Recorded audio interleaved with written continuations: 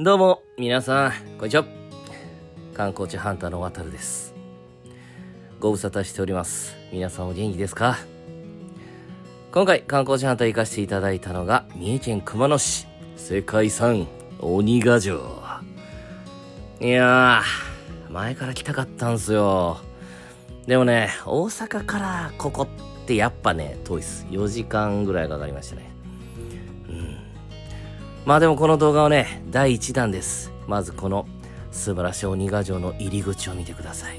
この自然にできた素晴らしい造形。さて次第2弾行ってみましょう。